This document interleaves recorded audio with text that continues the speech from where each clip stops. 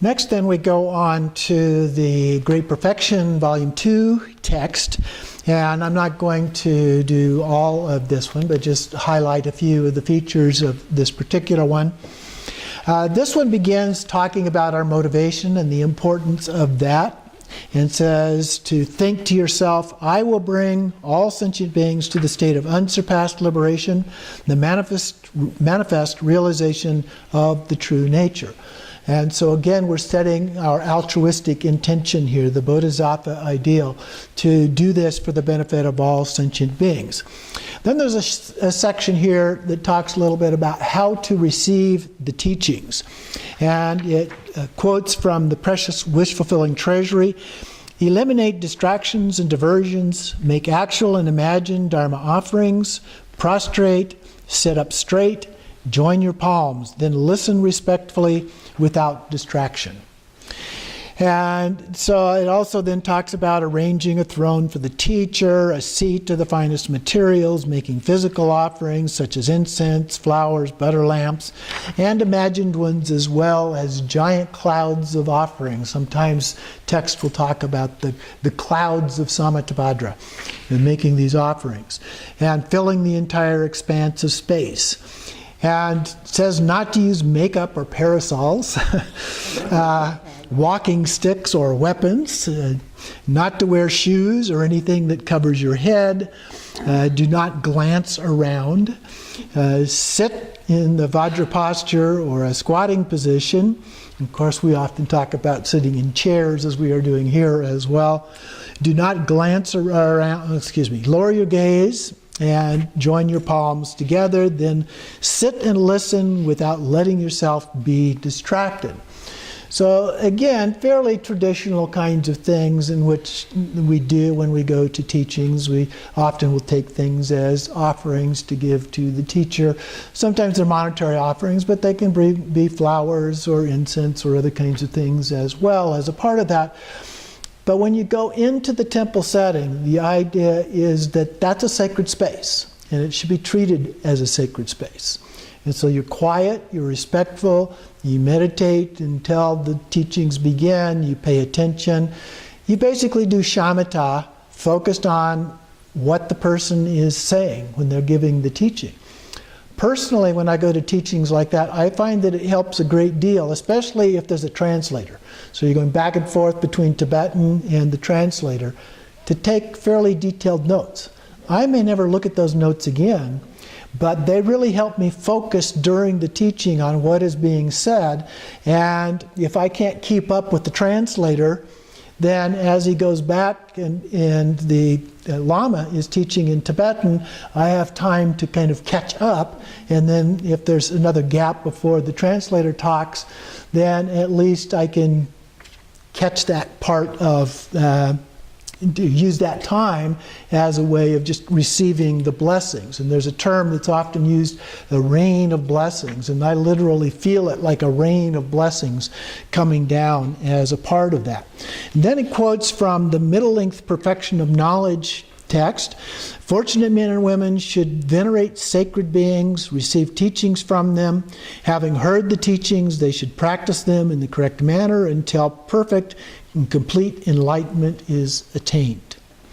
And then Longchenpa, adding to that, listen with an inspired, respectful attitude.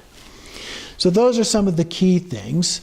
A few other notes here. You should be inspired and have great respect for the Dharma and the Guru. Inspired refers to the state of one-pointed clarity. That's that, just like shamatha kind of focus. Respect means to avoid inconsequential chatter, sitting up straight, joining the palms, and smile. Adds another little bit different spin here. And then it lists 84 ways to study. I'm not going to go through all of those, but in the text they're interesting, so look through that long list of different things. Those are very helpful. One other thing that it doesn't mention here, although there are some references in this list that I like to use, is the 4 reliances. And in my book on innate happiness, I recite that a number of different times. So the idea initially is to focus on the teaching, not the teacher. not the person, and the meaning, not the words, and then the definitive meaning, not the provisional meaning, and then the ultimate nature of mind, not the relative nature of mind. So that's a good guide for looking at how you sit and understand the teachings. In addition, here it says, in this tradition it is taught that enlightenment is attained by completing all the paths and actualizing the realization of the three kayas of Buddhahood. And then it quotes from the Lamp for the Path of Enlightenment. The enlightenment of Buddhahood is not far away. Nature, words and meanings, divisions, classifications, definitive enumeration, characteristics, and difference. These 7 topics comprise the various kayas of perfect Buddhahood. Give you a sense of what that's about. The nature of perfect, genuine Buddhahood consists of perfect abandonment and perfect wisdom. The former is the afflictive and cognitive obscurations, so we need to eliminate those upon attainment of vajra-like concentration, or shamatha. And then he also talks about the nature of perfect realization consists of wisdom and compassion. And I usually refer to it as emptiness compassion. Or compassion emptiness. So those are the things, those are the 2 keys. If you want to know what is enlightenment, that's it. Those are the 2 wings of the bird, if you will.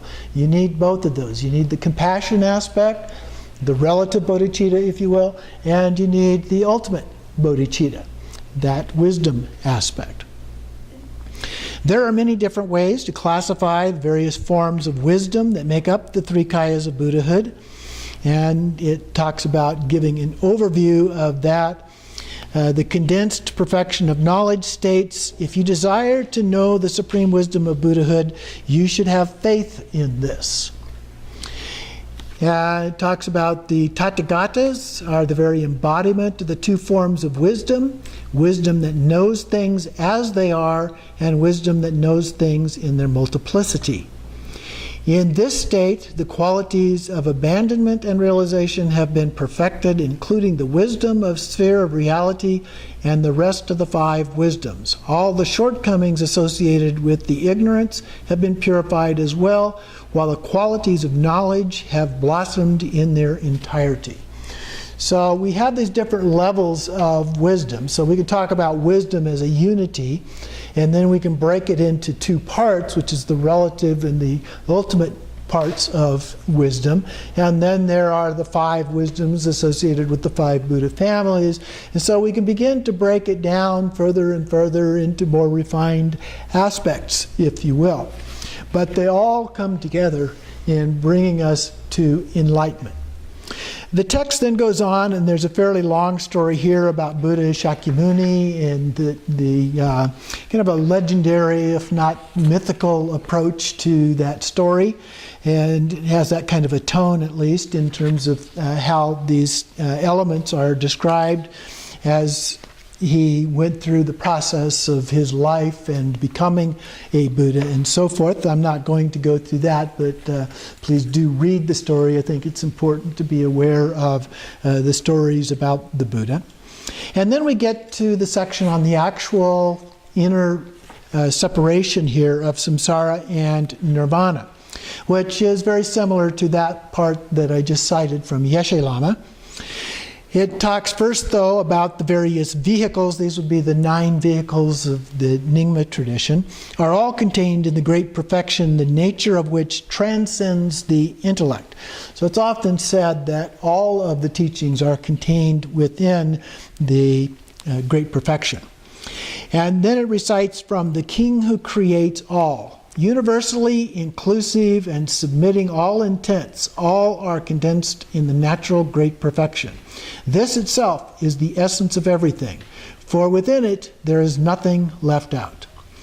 So to access the meaning of this, then one must effectively separate samsara from nirvana in internal manner. And then it says there's two parts of this teaching. One is the teaching about it, and then how to actually separate it. So the first part then is the outer separation of samsara and nirvana brings the external circumstances of confusion to an end. The internal sources and seeds of confusion have yet to be exhausted. Aversion and other forms of afflictive emotion continue to plant their seeds. Habitual patterns are still there, so eventually they will become active again. So we have to get rid of not only those seeds of karma that are there, we need to get rid of the habitual tendencies that we have as well. Otherwise, we're likely to fall back into those same kinds of behaviors. So to break through the cycle, samsara and nirvana must also be separated from one another in an internal manner.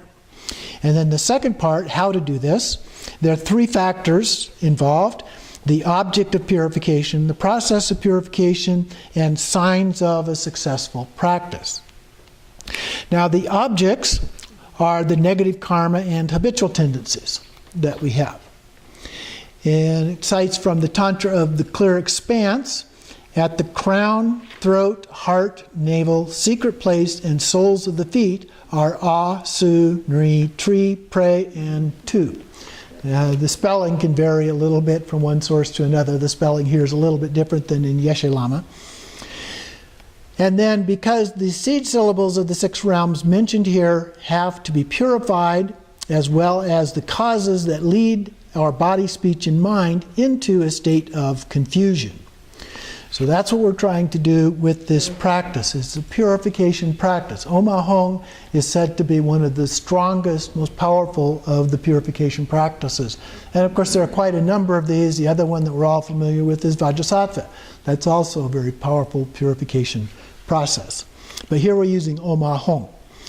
So here the description says, visualize a white Ah syllable at your crown as the seed of the gods and their habitual patterns, a gold Su syllable at your throat as the seed of the demigods and their habitual patterns, a grayish-blue Nri syllable at your heart center as the seed of humanity with all its habitual patterns, a dark red tree at your navel, the seed of the animals and their habitual patterns, a green Pre syllable at your secret place as the seed, the spirits, and their habitual patterns, and smoke-colored Tu syllables at the soles of your feet as the seed of the hell beings and their habitual patterns. So we visualize all these clearly and meditate that the entire range of habitual patterning associated with each of these realms is drawn in and dissolves into these syllables. So that description is a little bit different. So we're drawing those things in from wherever they might abide, whether in our consciousness or physically or whatever, drawing them into those seed syllables in those 6 places. Then it continues on with the description. In an impure state, the habitual patterns created by karma and affliction accumulate in these 6 syllables. Anger and the other factors motivated by aversion accumulate in the syllable Tu. Similarly, attachment, or oftentimes we say greed, accumulates in the Pre. Pride and the Ah and Nri. With the Nri, because we're talking about the human realm, usually it wouldn't be pride but desire. And then envy on Su and stupidity on Tri. In his explanation of the secret heart essence, Vimalamitra writes, through the functioning of the mental consciousness, the factor that causes rebirth as either the human or God accumulates respectively on the Ah and Nri syllables. Through the functioning of the universal ground consciousness, the factors that cause birth in either the animal or demigod accumulate on the Tri and Su syllables, respectively. Through the functioning of the 5 sense consciousness and the afflicted consciousness, the factors that cause birth as spirits and hell beings accumulate on the Pre and the Tu syllables. These factors are present in the mind stream of all sentient beings throughout the 6 realms. So we all have elements of all of those. Typically one or more may be more dominant in terms of how they affect us, but we all have elements of all of those. Second then, we have factors that generate to purify these, the 3 syllables of enlightened body, speech, and mind. It's our Om Ah Hom. And then the last testament explains, since awareness is the true three kayas, the three kayas manifest as the three syllables. So master the power of these syllables and make the separation. So it describes that then, as indicated here. Visualize the syllable of the enlightened body at your crown, the brilliant white Om. In your throat, visualize the brilliant red Ah, the syllable of enlightened speech. And at your heart center, a brilliant blue Hom, the syllable of enlightened mind. The omniscient Lord of the Dharma, Longchenpa, explains it this way. At the time of realization, the virtues that manifest as a self-display of wisdom amass on the three syllables of enlightened body, speech, and mind. The virtue created by deity meditation and other factors linked with enlightened body settles on the syllable Om. The mantra recitation and other related factors settles on the syllable Ah, while the associated and non-conceptual meditations and the like settles on the syllable Hom. This process purifies the 6 syllables, which are the basis of the purificatory, that's an odd word, process, as well as the habitual patterns that rest upon them. So we recite this Om Ah Hong and visualize that 3-colored fire of wisdom blazing forth from the syllables at your 3 places. The 3 places, the forehead, the throat, and the heart.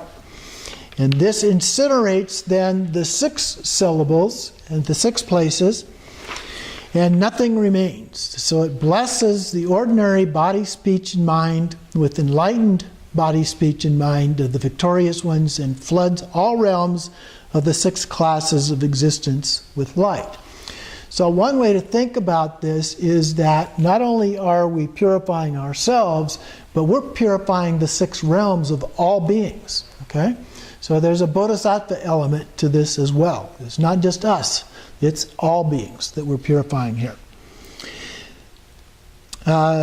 Visualize that each of these realms, along with its habitual patterns, is incinerated into nothingness, and all the causes and results of samsara and lower realms are refined away. Your body then becomes brilliantly clear, like a crystal ball wiped clean. Om Ah Hong, we recite Om Ah Hong 700,000 times with the beautiful melody. As it described in the other text, typically we do this, Om Ah Hong, we do 100,000 for each of the 6 realms.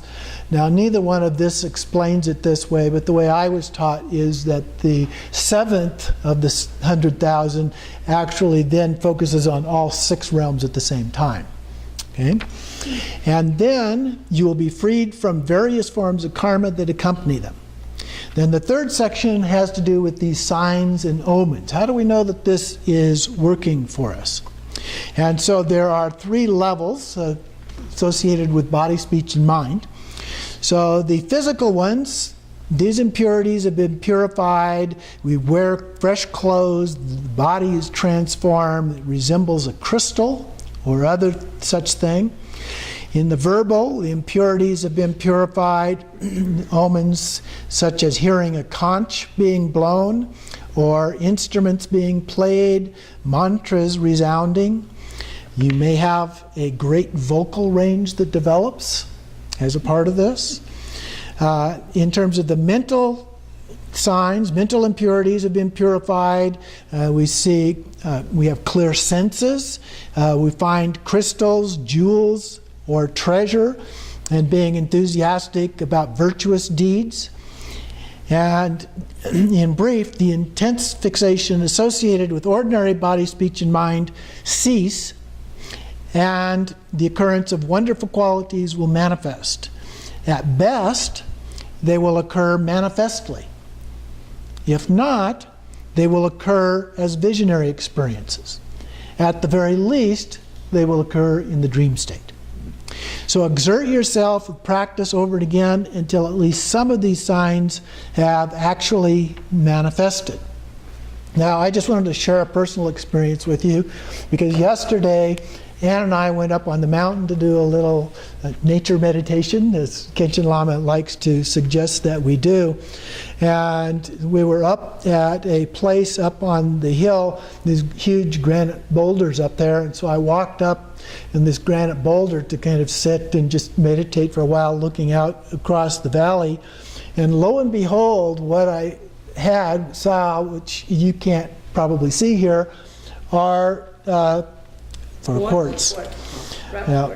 So, that's the kind of thing that you can have an experience like that. And then finally, if the separation of samsara and nirvana is not made with reference to one's ordinary body, speech, and mind, the causes of samsara will remain, and one will end up reversing course from the positive qualities listed above. So you don't want to stop. You need patience and persistence in order to get to that point, because if you don't get there, you can go backwards. You can fall backwards. Those habitual tendencies have not been purified, and they will crop back up. Certain conditions will arise that just click, and all of a sudden those bad habits, so to speak, will come back up, and we fall right back into those kinds of tendencies.